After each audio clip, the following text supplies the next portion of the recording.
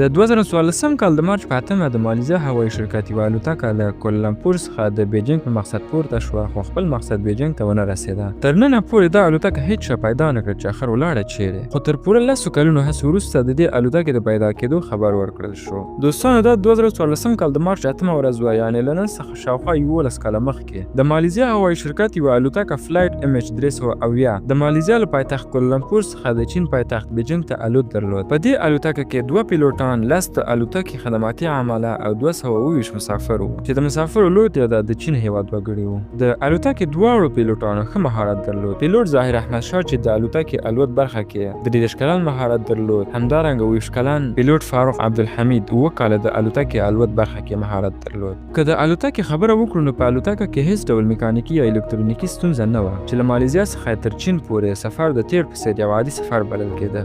دې سفر به په ورځني ډول له ماليزیا څخه تر چین یا له چین څخه تر ماليزیا پورې 15 ساعته او 40 دقیقې وخت نیوه. خو نن ورځ دې الوتکې لپاره عادي ورځ نه وه. دا چې الوتکې یوازې 15 ساعته او 40 دقیقې سفر درلود، تر الوت مخکې په الوتکه کې له اړتیا څخه ډیر تیل اچول شوي وو چې په دې تیلو 1 ساعت او 41 دقیقې سفر کولای شو. خو په الوتکه کې تر اړتیا ډیر تیل هم د دې لپاره اچول کېږي چې که ناببره د موسم له خرابوالي یا په بیړنیو حالاتو کې د خپل هدف څخه بل ځای ته انتقال سره مخ شي، نو د همدې لپاره پکې د اړتیا څخه ډیر تیل اچول کېږي. دا د 2014 کال د مارچ 8 تاریخ د شپې 12 بجې او 2 دقیقې وې چې فلایټ mh370 د روټین مطابق الوت پیل کړ. د الوت سره سم الوتکه د چین جنوبي سمندر په خوا روانه کړل شوه. له پوره 20 دقیقو وروسته، یعنې د شپې په 1 بجه او 9 دقیقو، د الوتکې ترانسپورټر خپل GPS لوکیشن د کوالالمپور هوایي میدان رادار ته ولېږه. دا په الوتکه کې اتوماتیک ترانسپورټر وي چې هر وخت له لږ ځنډ وروسته خپل نږدې واټن کې د هر هوایي میدان رادار ته خپل لوکیشن لیږي. تر اوسه هر څه سم د پلان مطابق روان وو. له 10 دقیقو وروسته، یعنې په 1 بجه او 19 دقیقو، کله چې الوتکه د ماليزیا هوایي حدودو څخه ووته او د ویتنام په خوا روانه شوه، نو د آخر ځل لپاره د کوالالمپور کنټرول ټاور لومړي پیلوټ ظاهر احمد سره وروستۍ اړیکه ونیوله او ورته یې وویل: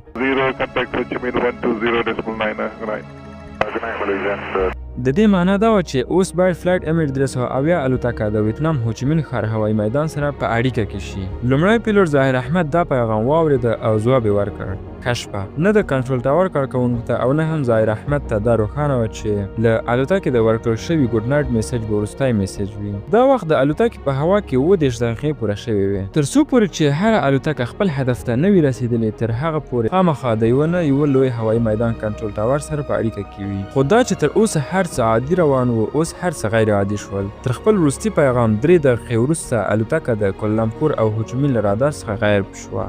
دا خبر د کوالالمپور ټاور ته عادي و، ځکه هغوی داسې ګومان لرله چې الوتکه د ویتنام هوایي حدودو ته داخل شوې. خو کله چې د هوچیمین کنټرول ټاور ته دا معلومه شوه چې الوتکه له رادار څخه ورکه شوه، دوی دا خبره عادي ونه ګڼله. سمدلاسه له پیلوټ سره د اړیکې نیولو هڅه وکړه، خو هیڅ ځواب یې ترلاسه نه کړ. تر 18 دقیقو په مسلسله توګه له mh370 الوتکې سره د اړیکې نیولو هڅه وشوه، خو هیڅ ځواب ترلاسه نه شو. همدارنګه د هوچیمین کنټرول ټاور له کوالالمپور کنټرول ټاور سره په اړیکه کې شول او له دې ویرونکو حالاتو څخه یې خبر کړل. په داسې حالاتو کې ضرور وي چې تر ساعت وروسته د ژغورنې مرکز ته خبر ورکړل شي. خو د کوالالمپور هوایي ډګر کنټرول ټاور تر پوره 4 ساعتو وروسته دا خبر د ژغورنې مرکز ته ورکړ چې تر دې دمه خورا ډېر ناوخته شوی و. د سهار 6 بجې او 15 دقیقې شوې. دا هغه وخت و چې باید الوتکه په بیجینګ کې کېنول شوې وای. تر دې وخته هم پوره هیله څرګندېدله چې ګواکې الوتکه په بیجینګ کې ښکته شي، خو دلته هم له منفي ځواب سره مخ شول. د سهار په 6:30 بجو هغه ځای کې چې الوتکه بېدرکه شوه، په هغو ځایونو کې د الوتکې د پیدا کولو عملیات پیل شول. په دې عملیاتو کې د 7 هیوادونو 40 کښتیو او 28 الوتکو د تایلند په خلیج سمندر او د چین په جنوبي سمندر کې پلټنه پیل کړه. خو له بده مرغه د الوتکې نوم او نښان هم ونه موندل شو. تر دې دمه ټوله نړۍ دې بوږنوونکې پیښې اندېښمنه کړې وه. د الوتکې داسې ناببره ورکېدل هیڅ چا نشو توجیه کولی. تر راتلونکو 4 ورځو پورې د پلټنې دې عملیاتو جریان درلود، خو له یوې خوا هم ښه خبر ورنه کړل شو. خو په 5مه ورځ یو داسې خبر راغی چې د ژغورنې ټول ټیمونه حیران کړل. دا چې الوتکه د مارچ په 8 د هوایي ډګر له ملکي رادار څخه ورکه شوې وه، خو د ماليزیا په پوځي رادار کې تر 1 ساعت نوره هم ښکارېده. له ملکي رادار څخه تر ورکېدو وروسته الوتکه له 100 دقیقو وروسته په ښي خوا تاو کړل شوې وه، خو له لږ ځنډ وروسته بېرته د ماليزیا په طرف ګرځېدلې وه. تر پوره 10 دقیقو وروسته الوتکه د ماليزیا پینن ښار څخه تېره او د ملاکا تنګي په خوا وګرځول شوه. تر دې وروسته الوتکه د هند سمندر په خوا تللې وه. دا هغه ساحه وه چې پوځي رادار کې د وروستي ځل لپاره تر سترګو شوې وه. دا وخت د شپې 2 بجې او 22 دېرش دقیقې وې. تر دې وروسته mh370 الوتکه نه په پوځي رادار کې او نه هم په ملکي رادار کې تر سترګو کېده. پلټونکي ټیمونه او هر عام اشخاص دې خبر حیران کړي وو چې الوتکه آخر ولاړه چیرې. تر دې لا زیاته د تشویش خبره دا وه چې الوتکه په هوا کې د بیجینګ لخوا څنګه سمدلاسه راګرځېدلې ده.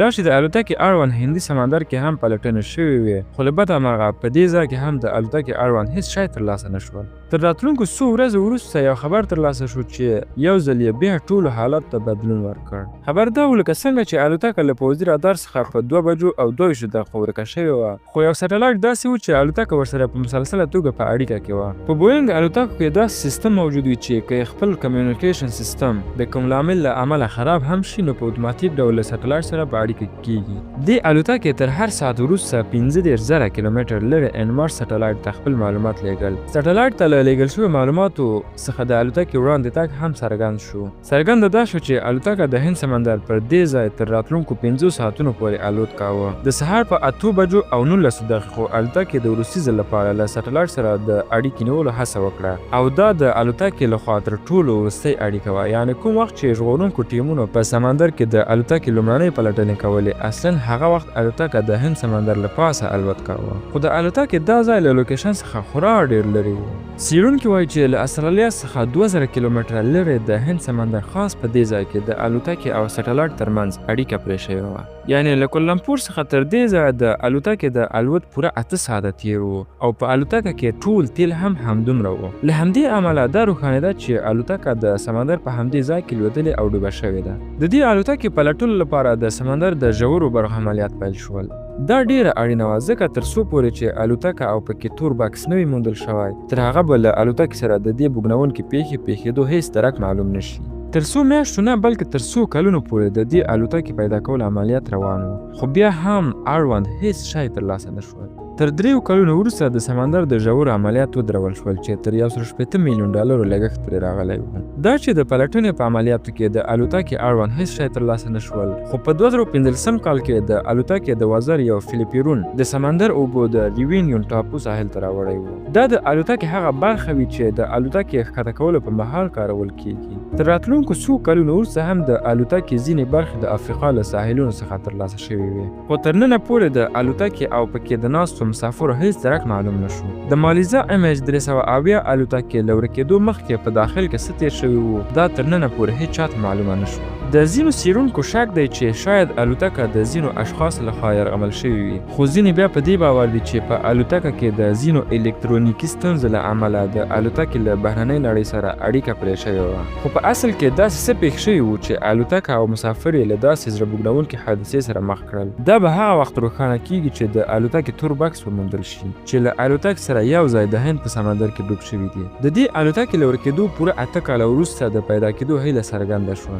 یو برتانوي تقاعد شوی فضانورد ریچارډ ګوډفري د ویک سیګنل پروپاګیشن انالیسس په واسطه د الوتکې کره لوکیشن په نښه کړی او په حیرانتیا سره ریچارډ چې کوم نښان په ګوته کړی هغه هم د هند سمندر کې موجود دی.